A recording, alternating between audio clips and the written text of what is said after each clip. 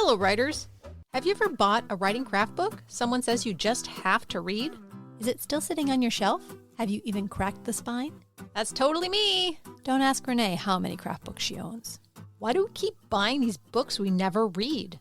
We all want to improve as writers, but that's hard to do alone. That's why we started the Words to Write By podcast, to tackle these books together chapter by chapter and learn from their advice. Or not. Sometimes they're wrong. Hi, I'm Renee Nelson, former college writing instructor turned full-time writer and podcaster. After many years, I finally have a complete draft of my memoir. And I'm Kim Smuga-Otto, author of the humorous fantasy series Boy Bands and Dragons. The first book, Our Comeback Tour Slaying Monsters, will be released this year by Riverfolk Publishing. And now, on with the podcast.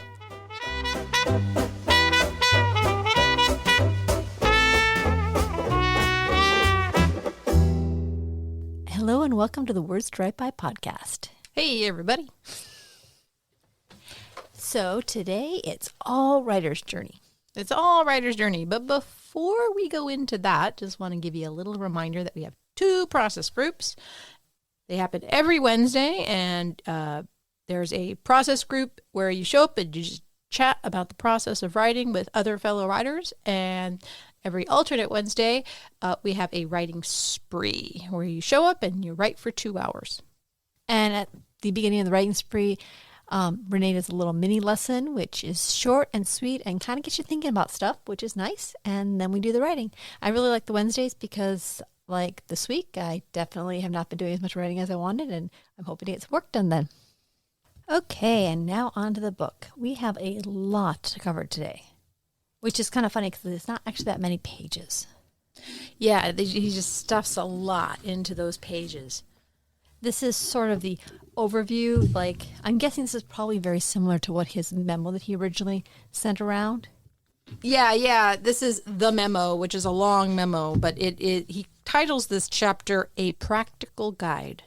Yeah, it's going to basically run through the stages of the hero's journey and the main archetypes.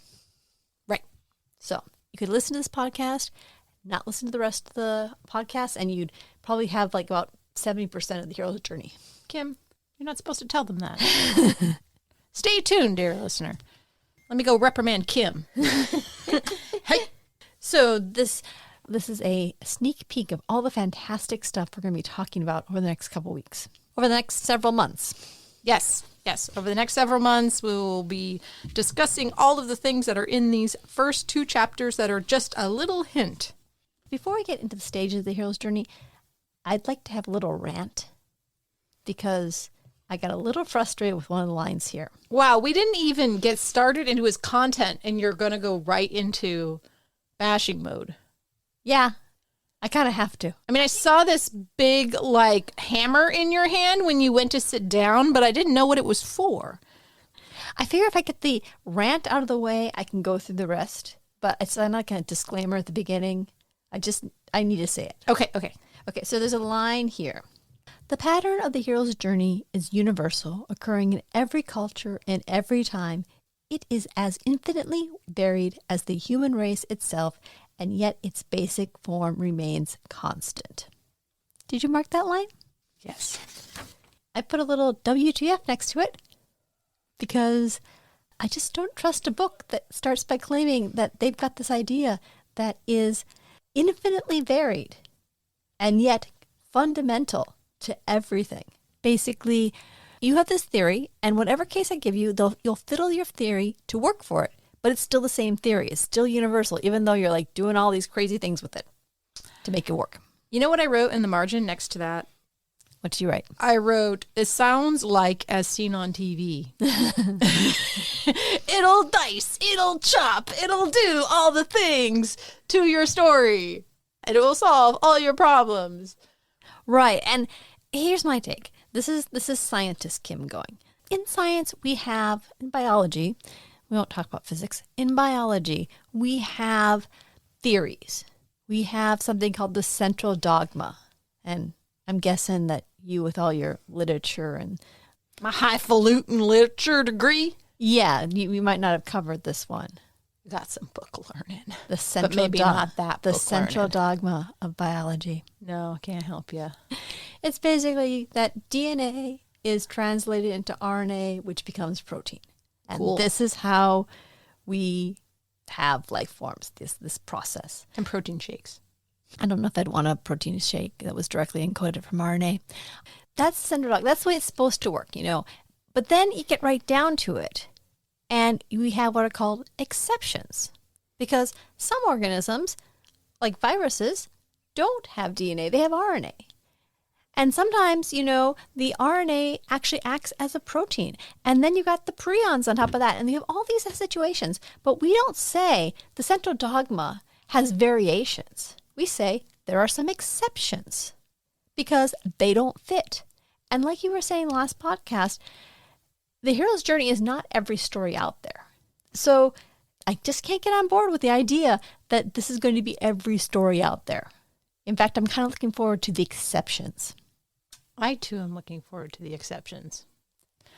Yes, it does act like a one weird trick, one size fits all to any story. It's interesting how he doesn't just say exceptions. Why wouldn't he just say a lot of stories do this? Because he wants to be right? You can still be right. And well, think of it this way. If you were a script editor and you brought the writer and said, it's really good, except, it does not work here because it does not do this thing here that would engage me. The writer says, well, it's an exception. Then what would you do then? I don't know. Seems a little... Well, we'll get into it, but yes, I thought it sounded a bit like as seen on TV, QVC style, we'll slice, dice, write your story. And another thing. Oh, wait a minute here. Wait. Someday we got to get into what this chapter talks about before you complain about it. All right, but I want to just mention the definition of archetype. Okay. So he talks about archetypes. Constantly reappearing characters or energies which occur in the dreams of all people and the myths of all culture. So what you're saying is that there's these fundamental people in our stories that, across the spectrum, you find these types. Therefore, it must be some part of our great unconsciousness and our great mind. What if there's just only so many types of people out there and you're going to run into them in everywhere? Because there's always going to be an old person telling you what to do.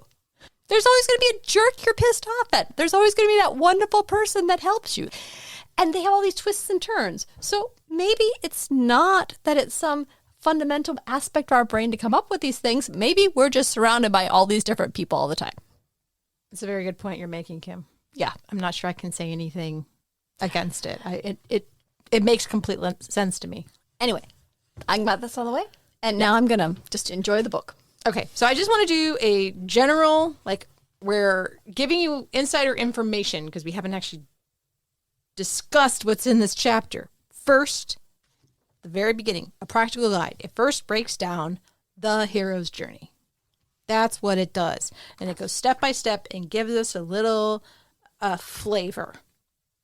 And what we're complaining about is the stuff that's supporting that the hero's journey is the shit. The hype. And then he brings in this thing called the archetypes, which are the characters that exist in the story. But he goes more into that in the next chapter. But let's focus on this chapter with the hero's journey. This is adapted from Joseph Campbell's A Hero of a Thousand Faces. And he lists all the stages that Campbell came up with by studying all these different myths and all these different cultures. And he found these similarities between them. And Vogler simplifies it down to 12 steps, probably because that was a nice number. Well, also because it gets a little complicated. Right. Not every single thing that Campbell found is seen in all sorts of... Well, for example, if you go into under the Descent Initiation, Act 2, one of the trials is a woman as temptress. I thought you picked that one up. Oh, yeah, that's a big one. So, you got a Medusa in there somewhere or a siren. Or Circe, yeah. But Vogler does not put it in his Act 2. He just calls it an ordeal. Which is almost worse. Right? Women are just... ordeals. Right? No, sorry. He also has meeting the goddess. Right. Exactly. Or Campbell has. Anyway, I think that this is meant to be a little less patriarchy, a little more usable for different kinds of stories. I think it's more that. Yeah. Because even the hero's journey, the hero with 1,000 faces of Joseph Campbell is quite masculine. Right. Obviously. He does say, to throw him another chicken bone, he says, a note about the term hero. As used here, the word like, quote, doctor or, quote, poet may refer to a person of any gender. Does it? Does it really? Because I don't know about that. We're going to find out. I'm going to have to quote one of the awards givers at the scholarship thing that I went to with my son the other day. So a bunch of local scholarships were given, and one of them was given by the fishing group. And they said that, you know, the real way to get a whole bunch of new people in your fishing organization is to stop calling yourselves the fishermen such and such. Oh, yeah. He said that we canceled that, and suddenly our membership went way up. Who would have thought? So, you know, we'll just call it hero. The other thing I wanted to point out here, and I thought this is something I had a question for you. In addition to simplifying the writer's journey to be 12 stages, he also groups them as 1 act, 2 act, and 3 acts. 3 acts, which is a traditional literary idea, right? Comes from Aristotle. Okay. Aristotle's Poetics. He's like, this is the best way to make a play. There's 1, 2, and 3 acts. But the hero with 1,000 faces, all of those mythologies predate Aristotle. Like these are really ancient. I mean, even the Greek pantheon. Okay, yeah, that's part of Hero 1,000 Faces. Hercules. Right. You Those know? are all there before Aristotle came up. Right, but then there's Gilgamesh. There's Gilgamesh, and that was a bit before. You see in these mythologies these same things over and over and over again. Uh-huh. I'm just kind of curious why, in addition to coming up with the stages, he felt all the stages are easy to group into those 3 acts. Do you need the stages? Or are they separate? I mean, like, they're all subsections. Well, these are when the things happen. Okay. And You can't go into the call to adventure in the 3rd act. It's too late. right. Do you think that we are adapting Aristotle's 3 act structure to fit this fundamental hero's journey? Yes. Monomyth? He's using it for Western story. Mm-hmm. He's using Western elements to alter the monomyth theory in Right. order to fit it into a screenplay structure or a Western story style structure. Okay, but what I'm saying is, do you think that Aristotle came up with the 3 act structure because this is the way all the myths were told and he identified these parts and divided into 3 parts?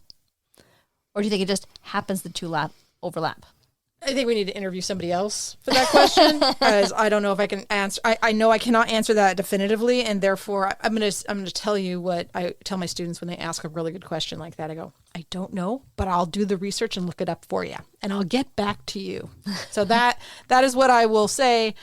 But yes, Aristotle had myth in mind, but it was just story. He wouldn't call it myth. He was talking specifically about plays. Okay. And it's interesting that actually this also is for screenwriting. There is an aspect of performative stories that work well with these sorts of groupings and these sorts of stages. Right.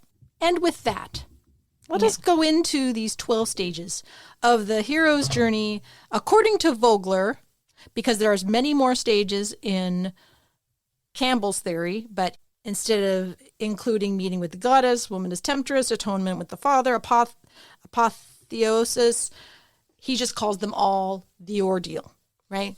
So he condenses them to fit almost any story, kind of like the slap chop. You don't need a knife anymore. You probably don't even need a cutting board. You just need the slap chop. The stages of the hero's journey. We go back and forth? Yeah. Each of these stages gets about a page, maybe a page and a half. So this is really the quick and the dirty. Later in this tome of a book, there is a chapter devoted to each of these. Yes, and we're going to go through each one. But in a basic overview, he does bring in examples. He's very good on the examples, but they're all movies. They're all movies, and there's only one with a female protagonist, and it's Dorothy from The Wizard of Oz. Those series of novels, weren't those written by a woman? No. Oh, well, they weren't even written by a woman. So I guess he puts Dorothy in there because she's a girl, and it really does fit the hero's journey. Yeah. So what we did, since our goal here is not to mention movies, we picked something that, no one's ever seen as a movie. The Hobbit. Yeah. Please don't see that movie. It sucked. Those 3 of them, all of them were bad. So honestly, everyone agrees they were bad, right? I've never met anyone who actually liked those 3 Hobbit movies. I never went to go see them. I'm never going to get those 2 hours back from the first one I saw. So that means that we've all only read the novel, right? Well, I actually did go to a performance of The Hobbit. Really? Yes. I want to go. Well, it's over now. It was part of one of the schools here, and one of the students in the school actually wrote the script for it. And he wanted to include everything in the book in the play. So I got the whole thing. Man, I think it was over 3 hours long. That's awesome. So that's partly my memory. Anyway, we thought we'd also have a little bit of fun here too while we're going through it, which is I went to a website. Specifically, I went to one called The Port, which is a series of blogs by Chris Laporte. And he broke down The Hobbit into the hero's journey. And I used that bit of information. But Renee is going completely by memory. So we're going to see if she can figure out what part of The Hobbit fits each of these stages. The last time I read The Hobbit was actually quite recent. I was listening to it in the car in New Zealand less than a year ago with my husband on our way to Hobbiton, which is totally freaking worth it. Hobbiton was amazing. So I have kind of a recent memory of it because I just listened to the whole thing. But Kim actually has notes. I didn't have any notes. I was just going off memory. So let's do the first one. Okay. The first one is The Ordinary World. Okay, so what is the ordinary world? It's where the hero starts. It's the boring place. And Vogler calls this the familiar fish out of water idea, where you start in the ordinary world and then you'll be transported into a world that you don't know. You'll be kicked out of the pond. You'll be kicked out of the pond. Actually, it's a really good trick because what that does is it makes the reader attach themselves to the protagonist because they serve as you, because you are entering a world that you're unfamiliar with.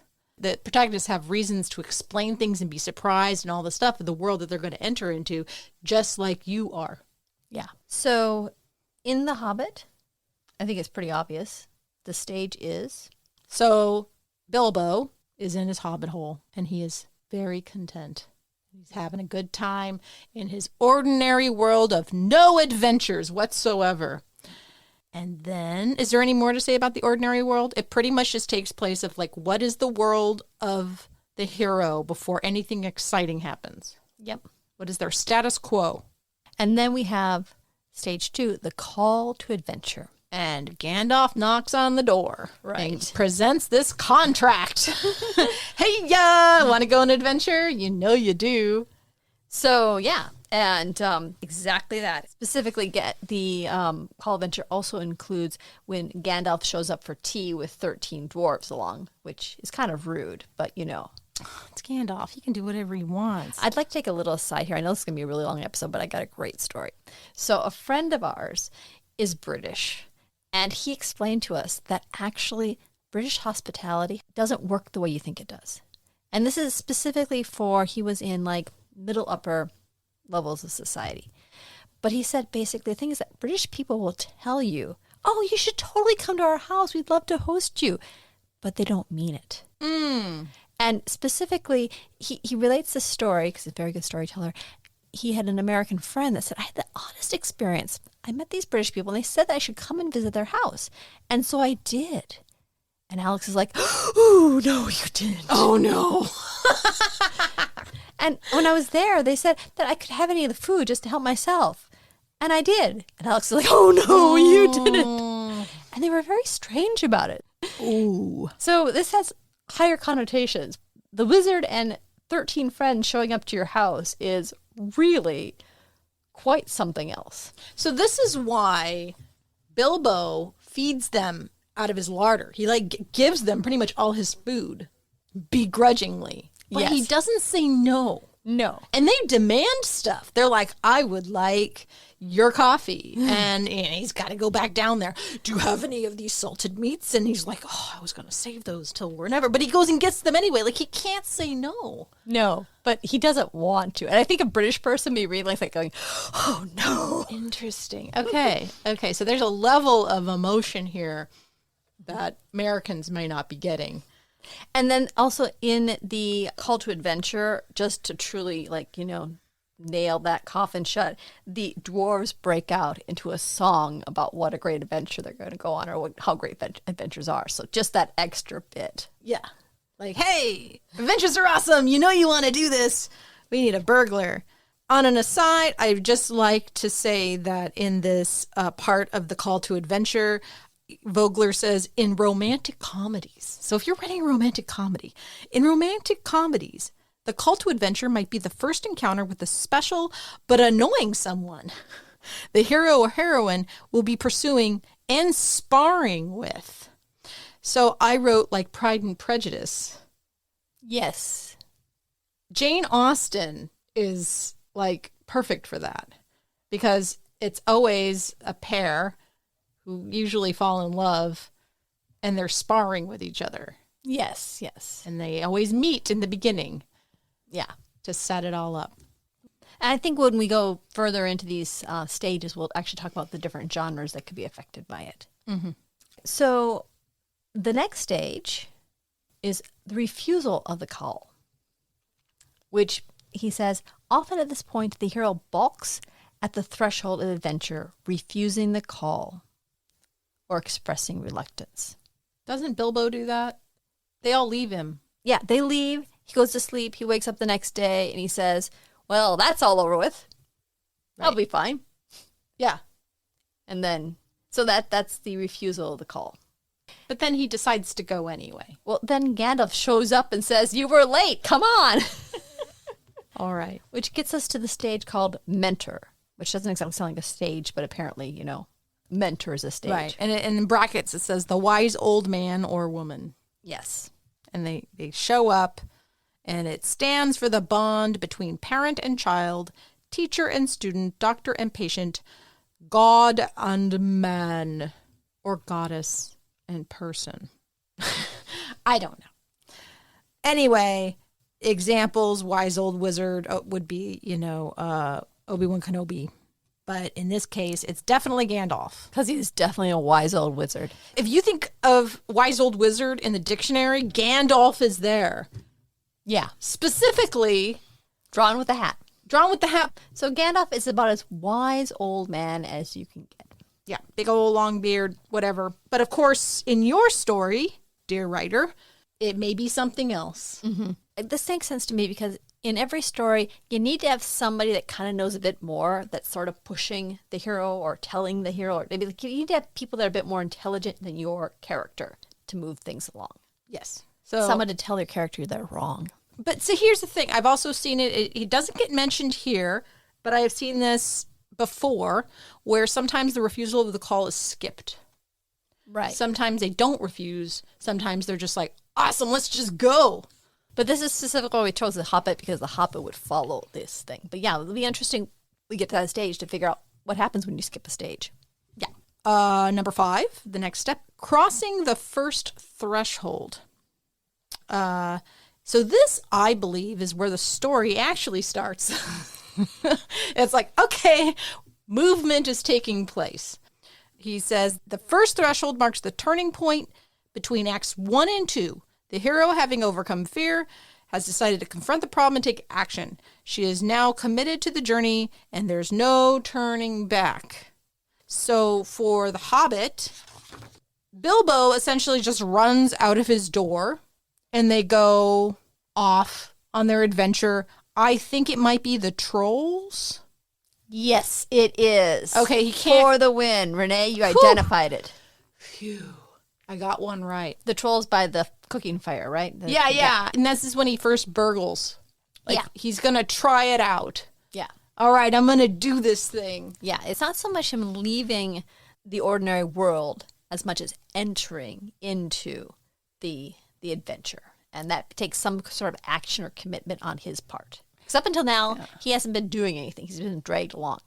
Yeah. Well, okay, so just an adjacent story in Lord of the Rings, in the first one, was it Sam? He says, "This is the furthest I ever been from the Shire." Yep. He's kind of announcing, we are leaving the ordinary world now, and we are going into something else. Yep. And that's the end of the first act. So the first act has a little bit of action, but not nearly as much as the second act. Okay. And then tests, allies, and enemies. So this covers a whole bunch of plot. Because if you look at the actual diagram they has, the second act has a big space, but not much there because it's all like various tests and allies and enemies. I'd imagine if this was like a video game, it's just like monster bashing. Right. Going out into the forest, like in a Memorpica, right? You go out and you start like killing bats and rats and like slowly going up in XP. Yeah, or doing little micro quests by, Micro quests, that's probably the name of it. Yeah, okay, cool. Fetch quests and stuff. The site had a whole bunch of options here. Like they basically, they meet the elves, they meet the egos, they meet Bjorn. They get enemies like the goblins, the spiders, the Muirwood elves. And usually, he doesn't talk about this, but usually if you're thinking of another way to map a plot, is it goes up in tension, right? So the trials that Bilbo goes through get more dangerous. Right. And harder and harder and harder. As he levels up. As he levels up, yeah. Mm-hmm. And I think one of the critical ones here is, of course, the one that everyone remembers, which is him getting lost in the cave and finding Gollum's ring. Gollum's ring and tricking Gollum and all that stuff. So, right. Fun fact, I have a cat named Smeagol. He's been very sick. He's kind of like Gollum right now. Oh. Yeah, poor little guy. He's got issues. Vogler says essentially scenes like these allow for character development as we watch the hero and his companions react under stress. He says also that it's convenient to put them in places where this will occur. And in The Hobbit, I guess the trolls don't count as a test. I'm surprised that they wouldn't be there in the tests, allies, and enemies. Why are they the end of Act 1? Because they serve as the entrance into the new world? Yeah, so there's like, if you're breaking down, the very first instance where the hero does something is not a test. No, that's the threshold. That's something they cross into. It would have test-like elements, but this was a play. That would be the action, and then the curtain would fall. So entering in through the threshold is an action. Yes. Like you'd probably finish the first act on that event. I see. And then they'd say, okay, let's keep going. And they'd close the curtains and they open up and then you'd be on the next act. Oh, that kind of makes sense because the hero isn't supposed to have any XP yet. Right. So when they survive, it's usually luck. Yeah. Yeah. Well, he definitely had a hand. He was definitely helped out. If it hadn't been for the dwarves, he would not have made it through with the trolls. Yeah. Story would have been over. And yeah. And the idea of the tests, these are all the events that are shaping the hero, that are leveling him up, that are making her into a different person. There are all these things that have to go into it so we can actually believe that she is a hero in the end. Right. You can't skip these stages because you're like, this person was a nobody now, and now suddenly they're killing a dragon. There has to be various tests and adventures to build them up. Yeah. And then we have the approaches innermost cave. Approach to the inmost cave. For the inmost cave. Vogler says, the hero comes at last to the edge of a dangerous place. So, what do you got for this one? I thought in The Hobbit, it was Gollum, the actual cave of the Gollum. But then I thought, well, a cave, there's also the spiders. And then I thought a cave, well, there's also the dragon. And even the goblins lived in a cave. So I guess I'm taking cave too literally. Or, yes, and maybe that's one of those areas where the Hobbit doesn't quite as clear. The cave we're talking about is the one to get to the dragon. Okay. So I wrote smog question mark. I wrote smog, but it says where the boss lives. Yeah. It's right before the boss battle. So this is definitely Act 3. So Act 2 is just the Tess, allies, and enemies. So that's the entirety of Act 2 is pretty much just number 6. Is that what you're telling me? No. This is part of Act 2 still. The approach to the inmost cave and the things that follow are actually still Act 2. Interesting. So, okay. The Road of Trials, that's what it's called in Campbell's version. And in Vogler's version, it's called Tess, Allies, Enemies, then Approach to the Inmost Cave, and then this next one. Yes. So in The Hobbit, the approach to the inmost cave is the point where he leaves his friends and walks into the mountain. Yeah. So that is the big step. He's actively going to do the big quest by himself. Right. So you're writing a book, you want to make sure people understand how important these things are. So even though it might take a very small amount of pages at this compared to tasks and trials and tests and allies and enemies, this is a very critical moment. So it gets its own stage. Yeah. Vogler says it's where the object of the quest is hidden. Yeah. Right. And I think Bilbo was going into Smaug's cave and he just had to grab an item, right? He goes, just find us evidence. That's what the dwarf says. Burgle something. Go get a thing. I don't think it was a specific thing. It was just prove that the gold's in there. I guess. I could be wrong, but I seem to remember there wasn't anything special about the item he had to get. He had to get something, and then Bilbo got cocky. So then it says it's the headquarters, like the headquarters of the hero's greatest enemy, the most dangerous spot in the special world. Yeah, I think the Smaug's cavern qualifies for that. Oh, and it also says the heroes often pause at the gate to prepare, plan, and outwit the villain's guards. They take a moment to plan, or take a moment to tell us what the plan is, and then it will all go off the rails. Yeah, yes, but no and, right? Stage 8 is the ordeal. The ordeal. Now, here's the thing. I would have thought that the ordeal would have been the climax, but it's not. Obviously, from The Hobbit, the ordeal has to be... Well, wait. Am I supposed to guess first? I think you can guess. What do you think the ordeal is? I thought the ordeal was the war, and he hid. Because the ordeal is a critical moment in which the hero must die, or appear to die, so that she could be born again. And I thought, he puts the ring on and hides during the battle of all the armies. Right. But Am I wrong? It can't be, because he's just approached the inmost cave. So the ordeal has to happen right after that. Oh, it's the actual battle. It's him going in and matching wits with Smaug. Wait. So actually there's not much fighting, because Bilbo's not a fighter. Approach. Okay, so it literally says it's just the approach to the cave. It's not what happens in the cave. It's just getting into the cave. Wow, that has its own thing, just the planning. Yeah, I mean, if you think about it, we've been having a whole bunch of tests and small adventures, so there has to be something that kind of distinguishes this as the major point of the story.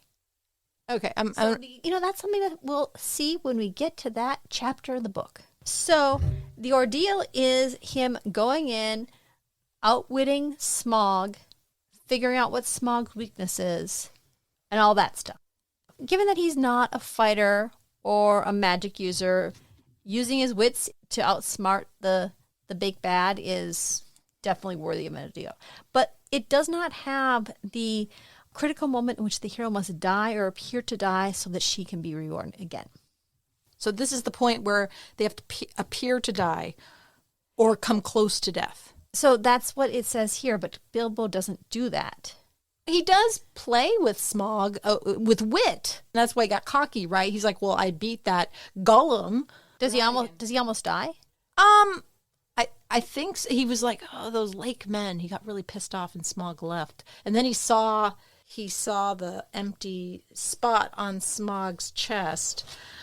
But, it was the war. I thought it was the war because he's like, screw this. And he just puts the ring on and he disappears. So, no, he doesn't almost die. I mean, I guess he does. He almost dies. I mean, that's very scary, right? The dragon is actually talking to him. Right. It is the big event. It is Yeah. the big challenge. So that is the ordeal. But then we get to stage 9, which is the reward. He gets something out of it. What does he get out of it? Well, he already got the ring. Mm-hmm. I'm assuming he gets a portion of the gold because he takes it home. According to the website, I'm wrong. so the ordeal, he sees how Smaug can be defeated. And he tells the bowman, and the bowman shoots Smaug. So that is the whole ordeal right there. Can we just mention or talk about how dumb the name Bard the Guardsman is? That's like saying plumber the gardener. Yeah. Okay. Just had to, yeah. So that's the ordeal. The ordeal ends with Smaug dying. Okay, wait. Von Z, wait a minute. So these 7, 8, and 9 are one scene? There are 3 steps and it's one scene. Or it's maybe 2 scenes. There's preparing and then a battle. That seems like a lot in 3 steps where he's just said test allies and enemies is like, that could be a whole bunch of stuff. It must be one of the infinite varieties. Okay, so sometimes maybe this is slowed down.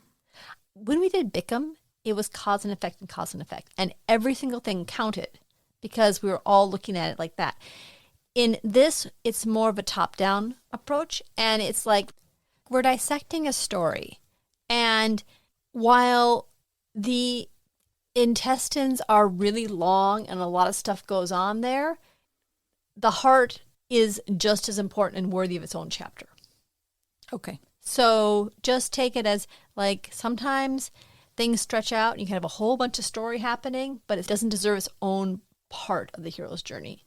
But the very beginning event that, launches it all off with the trolls, and now this event where he goes in and figures out what's the deal with Smaug is and Smaug gets defeated, those get their own separate entries or multiple entries because they're very critical parts of the story, of the myth.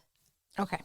Or maybe a better way of saying it is, if the storyteller were to forget some of that stuff in the middle, nobody would care. But if the storyteller forgets the part about defeating the dragon... Oh, yeah. So now we get to the rewards section. The hero now takes possession of the treasure that she has come seeking, her reward. It might be a special weapon like a magic sword, or a token like the Grail, or some elixir which can heal the wounded land. Or knowledge. So it's not just a reward as in money. Unless that's really what... It's money with a purpose. Right. It's an important reward. It's not just something they pick up along the way. Because, he got the ring already.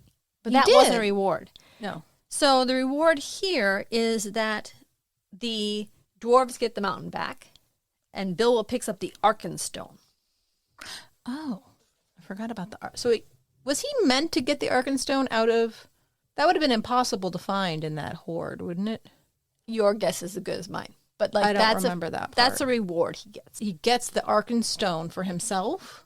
He just gets it. He gets it. What does it do? Do you know? It has it's a plot armor piece. Okay. It's plot armor. All right. It's a MacGuffin. MacGuffin! Okay. So I think what's important about this reward is, again, it's not just money. Your reward is what you came for, but what you came for has to be like not just winning the lottery. It's something with a purpose. It would be figuring out where that winning lottery ticket is. Yeah. It's not winning the lottery, it's finding the ticket. Bilbo survives the ordeal, wins the ordeal, and is rewarded for the ordeal. Yeah. So sometimes the quote-unquote sword is knowledge and experience that leads to greater understanding and reconciliation with hostile forces. He also says that, in romantic comedies, it is the love scene. Or it is to settle a conflict with a parent. Okay, then he gets weird. This next part I don't understand at all, so I need Kim. Kim, I need you. There's this part I need help with. Okay. The shapeshifter stuff. So, from the hero's point of view, members of the opposite sex may appear to be shapeshifters, an archetype of change. They seem to shift constantly in form or age, reflecting the confusing and constantly changing aspects of the opposite sex.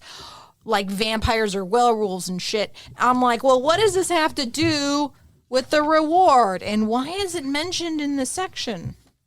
That is a very good point, and I think it is beyond the scope of today's podcast. Dear Lord, this book. Yeah, it's like he had nowhere else to put that, so he put it there, and I'm just like, okay. Stage 10, the road back. If you just look at the figure or the diagram or whatever, you could almost kind of imagine that the road back is the end of the book. Yeah. But it isn't.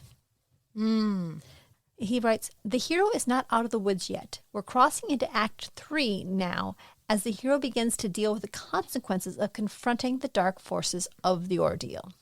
Oh, well, Smog bails and starts burning up the man village. No, we already killed Smog. Oh, Smog's dead. That happened in the ordeal. So now it's the war. Yes. It's the war of like the 5 armies or something. So yeah, there are consequences of winning the ordeal. There are consequences of the rewards. This is the stuff that happens afterwards. So it's still plot. And it's actually really important plot. It's not just like, okay, we're done, let's go party. Okay, completely. I'm breaking the rules all over the place. Did you see Fury Road? No, I keep meaning to go see those. God, it's amazing. The road back, there's literally a road back. They literally go back. And it is Act 3. Wow. Okay. Sometimes it's good to be literal. All right. Sorry, I kept bringing up movies. I'm breaking my rule everywhere, and it's only like the first real episode we have of this book. I got to stop. Well, I think this proves that we were right to say, let's commit to using books because they're so easy to fall into movies because they illustrate these ideas so well. But books don't necessarily. And I wrote in the margin, Bilbo returns home. And it is not the road back home. No, it is not. And it makes sense because you think the road back home, you think, oh, they're at home. But no, it's the journey to get back home. These are things he has to do to get back home. Up until this point, he's only been doing things to make the quest.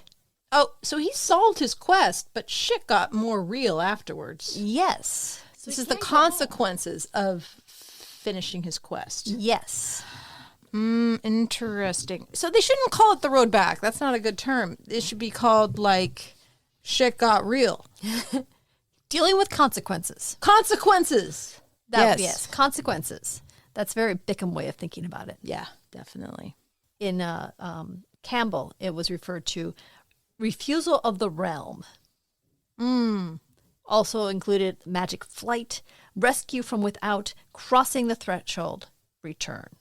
Is this where, like, he says the hero realizes that the special world must eventually be left behind? Is this because, was his name Doran, one of the dwarves who was supposed to be the king under the mountain? He dies? Thorin. He dies, right? And so, like, that's a huge consequence of those wars. And then Bilbo's like, okay, this has gone too far. I need to get back home. So the road back is actually more, according to the website, is the kind of the build up to the war and the advancing of the 5 armies. The actual battle of the 5 armies is steps 11. Resurrection? The resurrection. This is so confusing. Which is also the climax. Because the ordeal is not the climax. This is the climax. Okay. And part of the climax is, or part of what the resurrection is that either the hero dies or some very major person dies. Right. In this case, it was Thorin dying. It's also Bilbo using the ring to escape the battle. Oh, right. That's a form of death. Right. So it's those two together. But those two together are the death part that you need, because you need to have a death to have a resurrection. Okay. So he says, the hero who has been to the realm of the dead must be reborn and cleansed in one last ordeal of death and resurrection before returning to the ordinary world of the living. Which brings us to stage 12. Return with the elixir. Okay. Gold! He returns with gold! I love gold! But that's not really what the elixir here is. God damn it. It's he returns changed. He returns a different person. Because this is actually one of the things I always had a problem with. This has always been my pet peeve, especially as a child. You'd be watching this exciting adventure and the characters doing all this stuff. And what do they do at the end? They go back to Kansas. They go back home. They leave all that fun and magical adventure stuff and they go back to being boring again. And I'm like, why? What a bait and switch. I'm totally staying in that magical world if I can. Yeah. Well, unless you like almost died a bunch of times. Right. But the idea isn't that they just go back and restart. They go back a different person. And Bilbo goes back to the Shire a different person. And in Joseph Campbell's theory, the point here is that they come back and they share that new knowledge with the village. Right. In this one, the Shire does not start a guild of thieves to send out with adventurers. No, they made Gandalf a disturber of the peace. They kicked him out. Very British. The Hobbit HOA. They're like, disturber of the peace. Okay, so, and he even has a recap, but I don't know if we should read it because reading the whole thing might... We don't. Well, we're going to go through the hero's... You're going to know the hero's journey so well by the end of this, you'll be sick of it. So we're not going to do that. You can also go to our website and read the show notes because I'll have them all in there. Yep. The other interesting thing that that Vogler points out is that in certain cases, like, say, a comedy, sometimes the hero doesn't learn their lesson and it's basically set up for it all to start all over again. Yeah. And that's the funny thing is that they did all this stuff, they succeeded all this stuff, but look, they're an idiot. They're right back at where they started. That makes a lot of sense. Yeah, I can see that. Mm-hmm.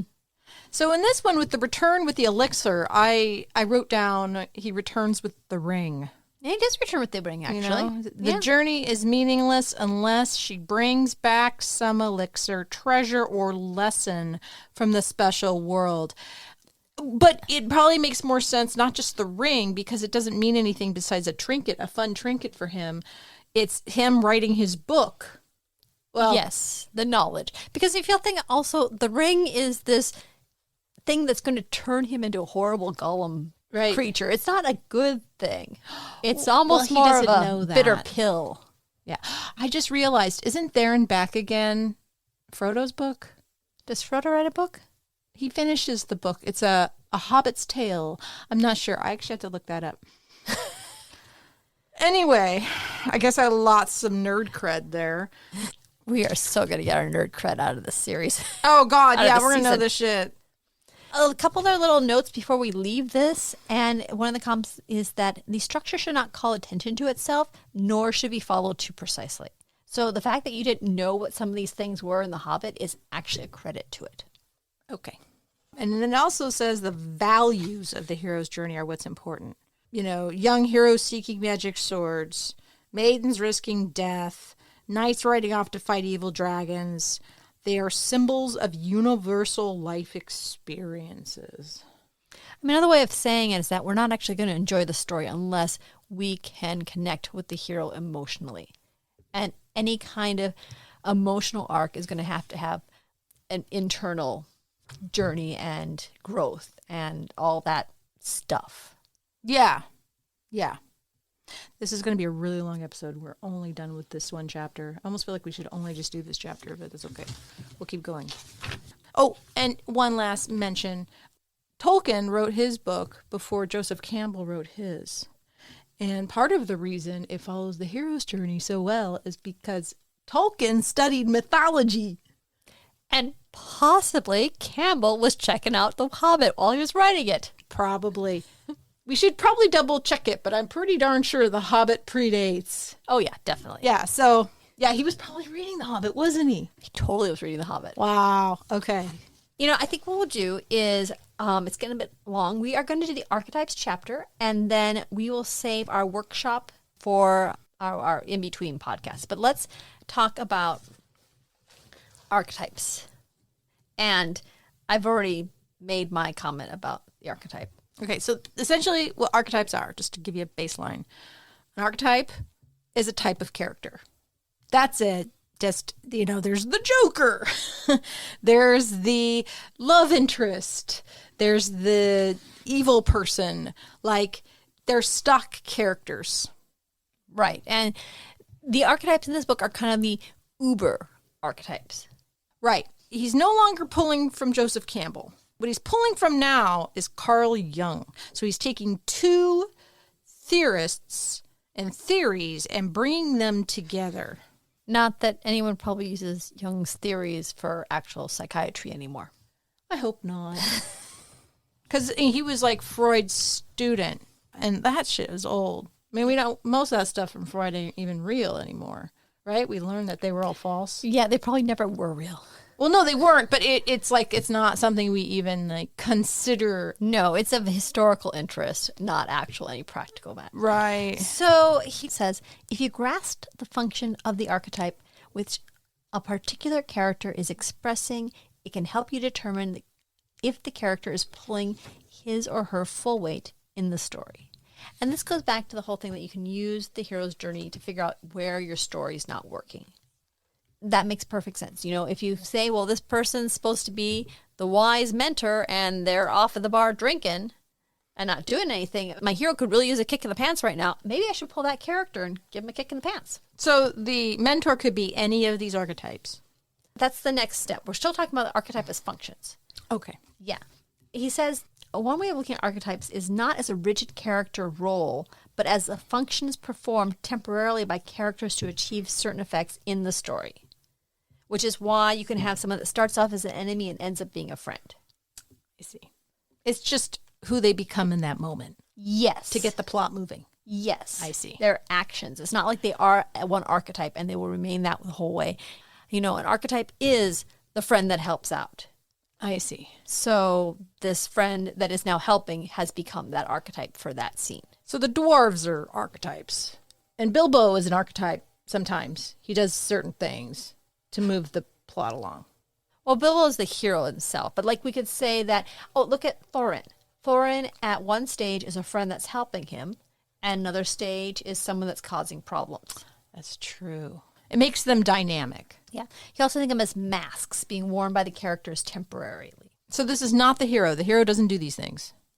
You know, a hero also is an archetype, but for purposes of discussion, This book, they're not talking about the hero. we're not going, I don't know, we'll see. We have a whole chapter on the hero. It might go into that. I'm just curious to see if, because it says the archetype as emanations Okay, of the so hero. this one was really weird. Facets of the hero's personality. He says, another way to look at the classic archetype is that they are facets of the hero or the writer's personality. Okay, so when I'm writing a story and I have a character, it's some facet of my personality. Sure. Or if I have the hero, he's doubting whether he's a likable person, whether people respect him. I'll have his character, I'll have his friends also reflecting that externally, right? Because that makes a good scene. So that's what I took it to mean. Yeah. I kind of just thought it was just different characters. But now I'm understanding now that it's a mask. I understand also that there's different ones, right? Like, and not even different ones. It's just, I don't know. So this really pretty graph with the hero in the middle and actual arrows going out and going to all the different points. Mm-hmm. Which you cannot see, dear listener. I think it's more confusing than anything else. Okay, well, so under that part, it says facets of the hero's personality. It says she learns from the other characters, fusing them into a complete human being who has picked up something from everyone she has met along the way. Okay, so this is the end of Evangelion. The anime? Where the you that is in me is the me that it's an anime. I know It's an anime that literally ends with, because they ran out of budget for actually doing their fight scenes, with all the characters sitting on chairs and having conversations about what they see in other people and what the other people see in them and where their personalities all line up. Okay. It's awesome. But I think this is actually might be a little bit out of the scope of what we're talking about now. But personalities do kind of ebb and flow, and the person you are around in different groups is a different personality slightly. You're a different person with your family than you are with your friends, and then you are with your professional coworkers. And so you could see how working with a mentor who is responsible could make the hero more responsible, could be affecting their personality. But this feels like some pretty deep stuff right here. It sounds like it's freaking woo-woo. It is woo-woo stuff. Possibly. Possibly. So, okay, part of the mythology and folklore that I taught was fairy tales. Jung was like, okay, there's all these he studied fairy tales, right? I'm going to study all these fairy tales and I'm going to pull out the things very much like Joseph Campbell did with the other myths. He's pulling out certain elements and finding similarities. Like the Cinderella story, there is a version of that story in like 30 cultures across the world or more. Like it appears over and over again. We just really like that story. It's kind of bizarre. Anyway, I guess is trying to say that these appear in our dreams and shit. Like people use archetypes as a way to like analyze dreams, which I don't. If you haven't picked it up yet, I'm a skeptic. And the reason I'm a skeptic is because my mom thought she was psychic. So it's all an act of rebellion? Yeah, actually, well, she used to get paid. She got paid to do tarot, and she would go to psychic fairs, and people would pay her, and they would say, oh, she's so accurate, and all this other stuff. And I'm like, no. But I grew up in a household with tarot cards and crystals and crazy stuff, and I can't believe any of it. I don't even like astrology. Good for you. Right? So I read this stuff, and I'm like, okay, we're really getting into woo-woo stuff here with Carl Jung. Okay, so first of all, I think that this deserves a podcast of its own. If there's more material in the book, we can talk about it then. Second of all, sometimes you do tricks with your mind to make certain things happen, to make certain connections, to get into things, to like sometimes you tell yourself stories in order to create stories or create art or do other things. And if there is any truth to any of that stuff, it's a lot deeper than what we're doing today. Okay. I think that the critical thing in this chapter is at the end. It says, 2 questions are helpful for a writer trying to identify the nature of an archetype. 1, what psychological function or part of the personality does it represent? And 2, what is its dramatic function in the story? You have a character and you're trying to understand their psychology. You can use archetypes to understand what this person's mind works like. With my idea that, there's all just a bunch of people. So, you're trying to create a character and you think, well, maybe it's kind of like my Uncle George. And I'll give him this trait here because that's what I saw in Uncle George. Or you could say, it kind of reminds me of Rosencrantz and Guildenstern in Hamlet, and they were the jokesters, and therefore I'll use this archetype. So that. But then even more importantly, what is its dramatic function in the story? What do I need this character to do? If I've got an old guy that's got a bunch of wisdom and I want to use him to guide the hero, that's one thing. If I've got an old guy who has a bunch of wisdom but it's also suffering from a dimension, then I might want him for a comedy or a trickster or something else. Okay, I tried to answer this question actually with a different, not The Hobbit, but with Beauty and the Beast. Okay. I guess you could use the cartoon version, but I'm thinking more of the one that was spoken and the most recent version that was written down. I liked bringing this up in my class because a lot of girls love this story, a lot of the women in class, and then I would tell them what it was really about. And I think it soured it for them, but I thought it was good for them. So Beauty and the Beast. I thought that the beast literally was a beast. But in the story, yes, he's a beast, but it's a metaphor for like an abusive husband. Right? So he's an abusive husband. He also owns her because the father gives Belle to this person. And that's what it was like back then. You were owned by your father. Now you're owned by your husband. And the dramatic function of the beast is to tame him, is for the protagonist, Belle, to tame the beast with her behavior. If you're a good wife, you can tame this abusive husband. You can change him. As Grandma used to say, you can't change a man. And it's true. And a woman maybe too. And it essentially, the dramatic function is telling women it is within your power to change your man. And if they continue to beat you, it's your fault because you weren't clever enough. Does that not answer those 2 questions? No, I think it does. I would say that, part of the reason why we enjoy fiction is because it's fiction. And you can do things that are different than in the real world. And the fact is that in fiction, in romance, she does change him. That is one of the fundamental concepts of a romance. Right. Yes, it's kind of a bit of a bummer when you kind of lay it out that way, but that's what we do in romances time after time after time again. Right.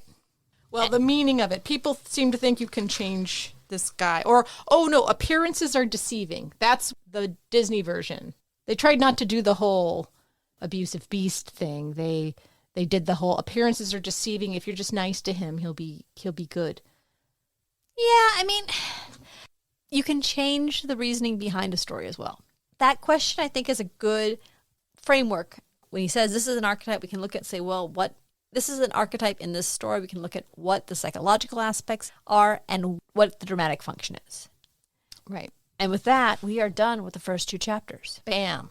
Now, anyone tuning in new, usually what we like to do is we also have a workshop component of these books. Some of the books will have specific prompts that we write to. Some of them we make up. In this case, I don't think we're going to have any prompts in this book. And I don't necessarily think there's going to be an obvious use of the book.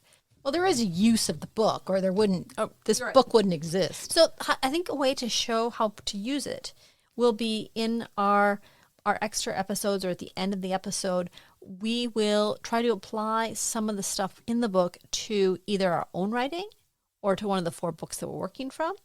And in our bonus episode, we're going to go through my book, which is not yet published, so I'm not giving everything away, but to kind of look and see how well it matches the hero's journey. Because we've seen how well the Hobbit matches, beat by beat by beat. And I don't think that mine's going to match it that way.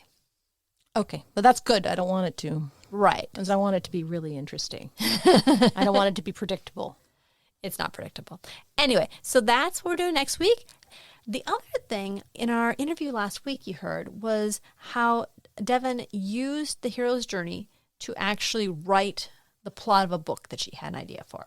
Not the actual writing of the book, but just the plot. Right, to outline the plot. And you could get that interview from our previous episode. Mm-hmm. Renee is going to finish up with her memoir, and then she is going to go write fiction. Yeah. She's got a great idea for a story. I got a novel in me. Yeah. And you've tried to do it before. Not this one. I've been holding it off. No, but you tried it before with a different book. Oh, with a different book, yes. And so I think some of these workshop episodes will also be devoted to looking at Renee's novel and figuring out how she can use the writer's journey to develop the plot, identify where her plot might be going off the rails, and come up with an outline. So when she finishes her memoir, she's got something to write. Yes, and this is important. This is significant. Because if you were a longtime listener of this podcast, you know I have a hard time with plot. My brain just can't conceive of these steps very well. I'm a poet, right? So I need to learn these things. And yes, I understand the hero's journey and I know all the steps in a philosophical or a interpretive way. She can teach it, but can she do it? But can I actually write a story that follows these steps and effectively? And that, I think, is my weakest point as a writer, is developing plot. And so I'm going to take my novel idea, just like Kim taking her book, and I'm going to use that to workshop the plot. So those are going to be our kind of our in-between episodes. If you want to tune into the writer's journey, we'll see you in 2 weeks. If you want to find out about how my book does or doesn't follow the writer's journey, that will be next week. And don't forget to meet us at our process group. Absolutely. Okay, guys. Bye-bye. Bye. Words to Write By is produced by Renee Nelson and Kim Smiga Adam. Our theme music is Roll Back the Carpet by Cool Cat Music. Have a great day.